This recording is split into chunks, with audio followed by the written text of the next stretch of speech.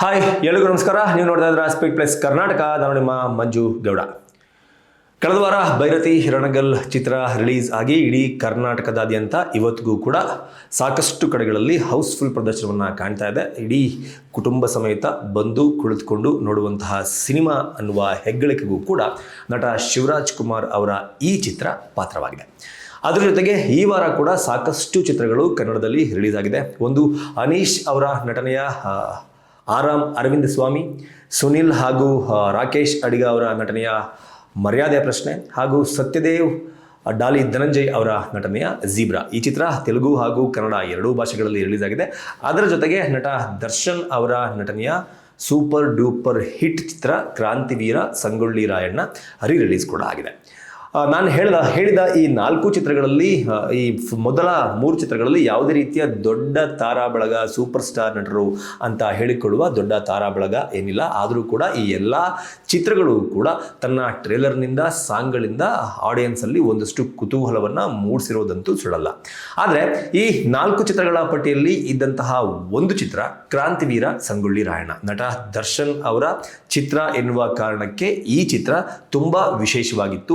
ಅದರಲ್ಲೂ ದರ್ಶನ್ ಅವರು ಸಂಗೊಳ್ಳಿ ರಾಯಣ್ಣನ ಪಾತ್ರವನ್ನ ಮಾಡಿ ಈ ಹಿಂದೆ ಎಷ್ಟರ ಮಟ್ಟಕ್ಕೆ ಕರ್ನಾಟಕದಲ್ಲಿ ಮನೆ ಮಾತಾಗಿದ್ರು, ಈ ಚಿತ್ರ ಎಷ್ಟರ ಮಟ್ಟಕ್ಕೆ ಕರ್ನಾಟಕದಲ್ಲಿ ದೊಡ್ಡ ಹೆಸರನ್ನ ಮಾಡಿ ಸೂಪರ್ ಹಿಟ್ ಆಗಿ ಕಲೆಕ್ಷನ್ ವಿಚಾರದಲ್ಲೂ ಕೂಡ ಹೆಚ್ಚಿನ ಕಲೆಕ್ಷನ್ ಅನ್ನ ಮಾಡ್ಕೊಂಡಿತ್ತು ಅಂತ ಎಲ್ರಿಗೂ ಕೂಡ ಗೊತ್ತಿರುವಂತಹ ವಿಚಾರ. ಆದರೆ ಈ ಚಿತ್ರದ ರಿಲೀಸ್ ನಲ್ಲಿ ಈಗ ದರ್ಶನ್ ಅವರ ಅಭಿಮಾನಿಗಳಿಗೆ ಸಿಕ್ಕಾಪಟ್ಟೆ ಗೊಂದಲ ಏರ್ಪಟ್ಟಿದೆ.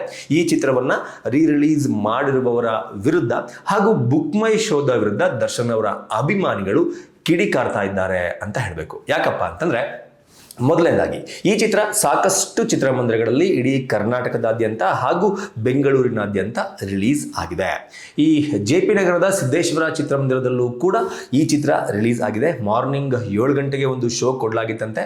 ಅದರ ಜೊತೆಗೆ 10 ಗಂಟೆಗೆ ಒಂದು ಶೋ ಅನ್ನ ಕೊಡಲಾಗಿತ್ತಂತೆ. ಈ ಚಿತ್ರವನ್ನ ನೋಡಲು ದರ್ಶನ್ ಅವರ ಅಭಿಮಾನಿಗಳು, ಸಾಕಷ್ಟು ಜನ ಅಭಿಮಾನಿಗಳು ಬುಕ್ ಮೈ ಶೋನಲ್ಲಿ ಟಿಕೆಟ್ ಅನ್ನ ಬುಕ್ ಮಾಡೋದಕ್ಕೆ ಹೋದಾಗ ಹೌಸ್ಫುಲ್ ಅಂತ ತೋರಿಸ್ತಾ ಇತ್ತು. ಆದರೆ ಥಿಯೇಟರ್ನ ಬಳಿ ಹೋಗಿ ನೋಡಿದಾಗ ಥಿಯೇಟರ್ ಫುಲ್ಲು ಖಾಲಿ ಆಗಿತ್ತು. ಈ ಕಾರಣಕ್ಕಾಗಿ ನಟ ದರ್ಶನ್ ಅವರ ಅಭಿಮಾನಿಗಳು ಬುಕ್ ಮೈ ಶೋದ ಮೇಲೆ ತಮ್ಮ ಆಕ್ರೋಶವನ್ನ ತೋರಿಸ್ಕೊಳ್ತಾ ಇದ್ದಾರೆ. ಬುಕ್ ಮೈ ಶೋ ಕ್ರಾಂತಿವೀರ ಸಂಗೊಳ್ಳಿ ರಾಯಣ್ಣ ಚಿತ್ರದ ವಿಚಾರದಲ್ಲಿ ಒಂದು ಸ್ಕ್ಯಾಮ್ ಅನ್ನ ಮಾಡಿದೆ. ನಾವು ಬುಕ್ ಮೈ ಶೋದಲ್ಲಿ ಟಿಕೆಟ್ ಅನ್ನ ಬುಕ್ ಮಾಡೋದಕ್ಕೆ ಹೋದಾಗ ಹೌಸ್ಫುಲ್ ಅಂತ ತೋರಿಸ್ತಾ ಇತ್ತು. ಆದರೆ ಥಿಯೇಟರ್ನ ಬಳಿ ಹೋಗಿ ನೋಡಿದಾಗ ಥಿಯೇಟರ್ ಪೂರ್ತಿ ಖಾಲಿ ಇತ್ತು. ಹತ್ತಿರ 20 ರಿಂದ 25 ಜನ ಮಾತ್ರ ಸಿನಿಮಾವನ್ನ ವೀಕ್ಷಣೆ ಮಾಡಿದ್ದಾರೆ ಮಾರ್ನಿಂಗ್ ಶೋಗಳನ್ನ ಅನ್ನೋದು ನಟ ದರ್ಶನ್ ಅವರ ಅಭಿಮಾನಿಗಳ ಒಂದು ಆರೋಪ ಅಂತ ಹೇಳಬೇಕು. ಬುಕ್ ಮೈ ಶೋನಲ್ಲಿ ಈ ರೀತಿ ಆಗ್ತಾ ಇರೋದು ಇದೇ ಫಸ್ಟಾ? ನೋ. ಈ ಹಿಂದೆ ಸಾಕಷ್ಟು ಚಿತ್ರಗಳಿಗೆ ಬುಕ್ ಮೈ ಶೋ ಈ ರೀತಿಯ ಒಂದು ಎಡವಟ್ಟನ್ನ ಮಾಡ್ಕೊಂಡಿದೆ. ಈ ಹಿಂದೆ ನಾವು ಕೂಡ ಕೆಲವೊಂದಷ್ಟು ರಿಯಾಲಿಟಿ ಚೆಕ್ ಅನ್ನ ಮಾಡೋದಕ್ಕೆ ಹೋದಾಗ ಫೋರಂ ಮಾಲ್ನ PVR ಹಾಗೂ ಬುಕ್ ಮೈ ಶೋನ ನಡುವೆ ಒಂದು ತಿಕ್ಕಾಟ ನಡೆದಿತ್ತು. ಫೋರಂ ಮಾಲ್ನ PVR ನವರು ಇದಕ್ಕೂ ನಮಗೂ ಸಂಬಂಧ ಇಲ್ಲ, ಬುಕ್ ಮೈ ಶೋನವರು ಏನು ಲಿಸ್ಟ್ ಕೊಡ್ತಾರಲ್ಲ ಆ ಲಿಸ್ಟ್ನ ಸಲುವಾಗಿ ನಾವು ಇಲ್ಲಿ ಸೀಟನ್ನು ಅಲೋ ಮಾಡಿರ್ತೀವಿ, ಬುಕ್ ಮೈ ಶೋ ಕೊಟ್ಟಿದ್ದೆ ಅಂತಿಮ, ನೀವು ಬುಕ್ ಮೈ ಶೋ ಅವ್ರ ಹತ್ರನೇ ಕೇಳ್ಕೋಬೇಕು ಅಂತ. ಆದರೆ ಬುಕ್ ಮೈ ಶೋ ಅವ್ರ ಹತ್ರ ಕೇಳಿದಾಗ ಇದು ನಮಗೆ ಗೊತ್ತಿಲ್ಲ, ಇದು PVR ನವ್ರದ್ದು ಅಂತ ಬುಕ್ ಮೈ ಶೋ. ಅಂದರೆ ಒಬ್ಬರ ಮೇಲೆ ಒಬ್ಬರು ಹಾಕುವಂತಹ ಆರೋಪಗಳು ಈ ಹಿಂದೆ ಸಾಕಷ್ಟು ಬಾರಿ ನಡೆದಿದೆ. ಅದೇ ರೀತಿ ಕ್ರಾಂತಿವೀರ ಸಂಗೊಳ್ಳಿ ರಾಯಣ್ಣ ಚಿತ್ರಕ್ಕೂ ಆಯ್ತಾ ಅನ್ನೋದು ಒಂದು ಅನುಮಾನ. ಅದರ ಜೊತೆಗೆ ನಟ ದರ್ಶನ್ ಅವರು ರೇಣುಕಾಸ್ವಾಮಿ ಕೊಲೆ ಪ್ರಕರಣದಲ್ಲಿ ಈಗ ಏನು ಒಂದು ಪೊಲೀಸರ ಕಸ್ಟಡಿಯಲ್ಲಿದ್ದಾರೆ. ಈಗ ಮಧ್ಯಂತರ ಜಾಮೀನನ್ನು ತೆಗೆದುಕೊಂಡು ಆರೋಗ್ಯದ ವಿಚಾರದಿಂದ ಅವರು ಹೊರಗಡೆ BGS ಹಾಸ್ಪಿಟಲ್ನಲ್ಲಿ ಟ್ರೀಟ್ಮೆಂಟ್ ಅನ್ನ ತೆಗೆದುಕೊಳ್ತಾ ಇದ್ದಾರೆ. ಈ ಸಂಕಷ್ಟದ ಪರಿಸ್ಥಿತಿಯಲ್ಲಿ ನಟ ದರ್ಶನ್ ಅವರು ಸಿಲುಕಿಕೊಂಡ ನಂತರ ಸಾಕಷ್ಟು ಚಿತ್ರಗಳು ರಿಲೀಸ್ ಆಗಿದೆ. ಶಾಸ್ತ್ರಿ ಇರ್ಬೋದು, ಕರಿಯಾ ಇರ್ಬೋದು, ರಾಬರ್ಟ್ ಇರ್ಬೋದು, ನವಗ್ರಹ ಇರ್ಬೋದು, ಈಗ ಕ್ರಾಂತಿವೀರ ಸಂಗೊಳ್ಳಿ ರಾಯಣ್ಣ. ಅದರಲ್ಲಿ ಕರಿಯಾ ಹಾಗೂ ನವಗ್ರಹ ಈ 2 ಚಿತ್ರಗಳಿಗೆ ಬಿಟ್ಟು ಮಿಕ್ಕ ಯಾವ ಚಿತ್ರಗಳಿಗೂ ಸಹ ಅಷ್ಟೊಂದು ದೊಡ್ಡ ಮಟ್ಟದ ರೆಸ್ಪಾನ್ಸ್ ಸಿಕ್ಕಿದ್ದನ್ನ ನಾವು ನೋಡಿಲ್ಲ. ಯಾಕಪ್ಪ ಅಂತಂದ್ರೆ ರಿಲೀಸ್ ವಿಚಾರದಲ್ಲಿ ಕರಿಯಾ ಚಿತ್ರ ಒಂದೊಳ್ಳೆ ಪ್ರಮೋಷನ್ ಅನ್ನ ಮಾಡಿ ರಿಲೀಸ್ ಮಾಡಿತ್ತು ಕರಿಯಾ ಚಿತ್ರತಂಡ. ಅದನ್ನ ರಕ್ಷಿತಾ ಪ್ರೇಮ್ ಅವರು ಪ್ರಮೋಟ್ ಮಾಡಿದ್ರು, ನಿರ್ದೇಶಕ ಪ್ರೇಮ್ ಅವರು ಪ್ರಮೋಟ್ ಮಾಡಿದ್ರು. ಹೀಗಾಗಿ ಸಾಕಷ್ಟು ಜನರಿಗೆ ಈ ಚಿತ್ರ ರಿಲೀಸ್ ಆಗ್ತಾ ಇದೆ ಅನ್ನೋದು ಗೊತ್ತಿತ್ತು. ಹಾಗಾಗಿ ಆ ಚಿತ್ರ ಸಕ್ಸಸ್ ಆಯ್ತು ರಿಲೀಸ್ ವಿಚಾರದಲ್ಲಿ. ಅದಾದ ನಂತರ ನವಗ್ರಹ ಚಿತ್ರ ಕೂಡ ರಿಲೀಸ್ ಆಗಿತ್ತು. ಇಡೀ ಚಿತ್ರತಂಡದಲ್ಲಿ ಅಭಿನಯಿಸಿದಂತಹ ಸಾಕಷ್ಟು ಜನ ನಟರು ಸಾಕಷ್ಟು ಇಂಟರ್ವ್ಯೂಗಳನ್ನ ಕೊಟ್ಟಿದ್ರು, ಸಾಕಷ್ಟು ಪ್ರಮೋಷನ್ ಆಕ್ಟಿವಿಟಿಗಳಲ್ಲಿ ಪಾಲ್ಗೊಂಡಿದ್ರು, ಮೀಡಿಯಾಗಳಲ್ಲಿ ಪ್ರಮೋಷನ್ ಮಾಡಿದ್ರು. ಹೀಗಾಗಿ ನವಗ್ರಹ ರೀ ರಿಲೀಸ್ ಬಗ್ಗೆನೂ ಕೂಡ ಸಾಕಷ್ಟು ಜನರಿಗೆ ಗೊತ್ತಿತ್ತು.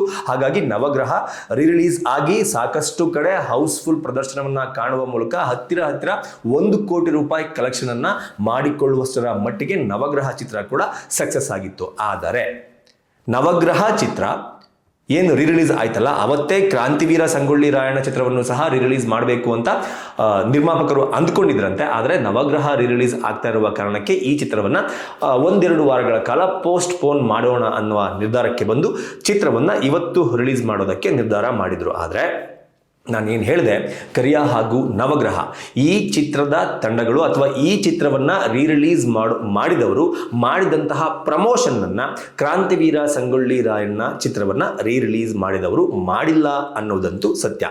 ಇದೇ ಕಾರಣಕ್ಕಾಗಿ ನಟ ದರ್ಶನ್ ಅವರ ಅಭಿಮಾನಿಗಳಿಗೆ, ಎಷ್ಟೋ ಜನ ಅಭಿಮಾನಿಗಳಿಗೆ ಕ್ರಾಂತಿವೀರ ಸಂಗೊಳ್ಳಿ ರಾಯಣ್ಣ ಇವತ್ತು ರಿಲೀಸ್ ಆಗ್ತಾ ಇದೆ ಅನ್ನೋ ವಿಚಾರ ಗೊತ್ತೇ ಇಲ್ಲ.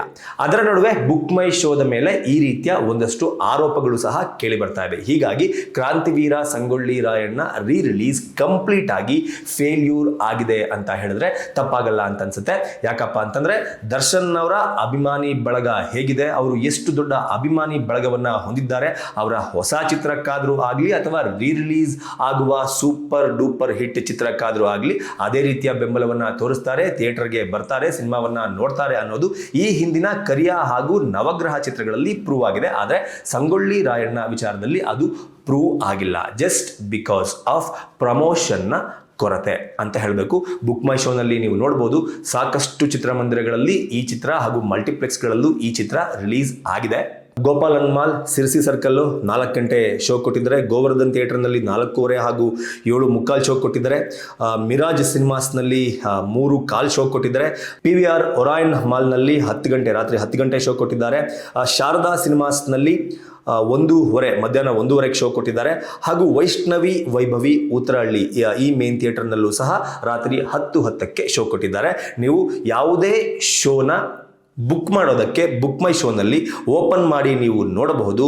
ಆಲ್ಮೋಸ್ಟ್ ಸಾಕಷ್ಟು ಚಿತ್ರಮಂದಿರಗಳಲ್ಲಿ ಇದೇ ಹಣೆ ಬರ, ಟಿಕೆಟ್ಗಳು ಬುಕ್ ಆಗ್ತಾ ಇಲ್ಲ, ಸೀಟ್ಗಳು ಫಿಲ್ ಆಗ್ತಾ ಇಲ್ಲ, ಎಲ್ಲವೂ ಕೂಡ ಕಂಪ್ಲೀಟ್ ಆಗಿ ಗ್ರೀನ್ ಆಗಿ ಕಾಣಿಸ್ತಾ ಇದೆ. ಇದಕ್ಕೆ ಕಾರಣ ನಾನು ಆಗಲೇ ಹೇಳ್ದಂಗೆ ಪ್ರಮೋಷನ್ನ ಕೊರತೆ. ಚಿತ್ರವನ್ನು ರೀ ರಿಲೀಸ್ ಮಾಡುವ ಉದ್ದೇಶ ಬೇರೆ, ಯಾವ ಕಾರಣಕ್ಕೆ ರಿಲೀಸ್ ಮಾಡ್ತೀರಾ, ರೀ ರಿಲೀಸ್ ಮಾಡೋದ್ರಿಂದ ಆಗುವ ಲಾಭ ಏನು ನಷ್ಟ ಏನು ಅದು ಬೇರೆ ವಿಚಾರ. ಆದರೆ ಒಂದು ಚಿತ್ರವನ್ನು ರೀ ರಿಲೀಸ್ ಮಾಡುವಾಗ ಆಗಲಿ ಅಥವಾ ರಿಲೀಸ್ ಮಾಡುವಾಗ ಆಗಲಿ ಪ್ರಾಪರ್ ಆಗಿ ಒಂದು ಪ್ರಮೋಷನ್ ಇಲ್ಲ ಅಂತಂದರೆ ಆ ಚಿತ್ರದಲ್ಲಿ ಎಂತಹದ್ದೇ ಸ್ಟಾರ್ ನಟ ಇದ್ರೂ ಕೂಡ ಪ್ರಮೋಷನ್ನ ಕೊರತೆ ಇದ್ದರೆ ಈ ರೀತಿಯ ಪರಿಸ್ಥಿತಿಗಳನ್ನು ಎದುರಿಸಬೇಕಾಗತ್ತೆ. ಅದರ ಜೊತೆಗೆ ಕೇವಲ ಒಂದು ದುಡ್ಡು ಮಾಡುವ ಉದ್ದೇಶದಿಂದ ನಟ ದರ್ಶನ್ ಅವರ ಚಿತ್ರವನ್ನು ರಿಲೀಸ್ ಮಾಡಿದ್ರೆ ಸಾಕು, ಅವರ ಅಭಿಮಾನಿಗಳು ಬಂದೇ ಬರ್ತಾರೆ, ಒಳ್ಳೆ ಕಲೆಕ್ಷನ್ ಆಗೇ ಆಗುತ್ತೆ, 1-2-3 ದಿನ ಒಂದು ಒಳ್ಳೆ ಕಲೆಕ್ಷನ್ ಮಾಡಾದ್ಮೇಲೆ ಸೋಮವಾರದಿಂದ ಸಿನಿಮಾವನ್ನು ತೆಗೆದುಬಿಡೋಣ ಎನ್ನುವ ಮೈಂಡ್ಸೆಟ್ನಲ್ಲಿ ರೀ ರಿಲೀಸ್ ಮಾಡೋದನ್ನು ಬಿಟ್ಟು ಪ್ರಾಪರ್ ಆಗಿ ರೀ ರಿಲೀಸ್ ಮಾಡಿದ್ರೆ ಈ ಹಿಂದೆ ಕರಿಯಾ ಹಾಗೂ ನವಗ್ರಹ ಚಿತ್ರಗಳಿಗೆ ಸಿಕ್ಕಂತಹ ಒಳ್ಳೆ ರೆಸ್ಪಾನ್ಸ್ ಕ್ರಾಂತಿವೀರ ಸಂಗೊಳ್ಳಿ ರಾಯಣ್ಣ ಚಿತ್ರಕ್ಕೂ ಸಿಗ್ತಾ ಇತ್ತು ಅನ್ನೋದು ನನ್ನ ಅನಿಸಿಕೆ. ನಿಮ್ಗೇನು ಅನ್ಸುತ್ತೆ ಈ ವಿಚಾರದ ಬಗ್ಗೆ ಅನ್ನೋದನ್ನ ಕಮೆಂಟ್ ಬಾಕ್ಸ್ ಮೂಲಕ ತಿಳಿಸಿ ಅಂತ ಕೇಳ್ಕೊತಾ ಈ ವಿಡಿಯೋನ ಮುಗಿಸ್ತಾ ಇದ್ದೀನಿ. ನಮಸ್ಕಾರ. Beat Plus Karnataka.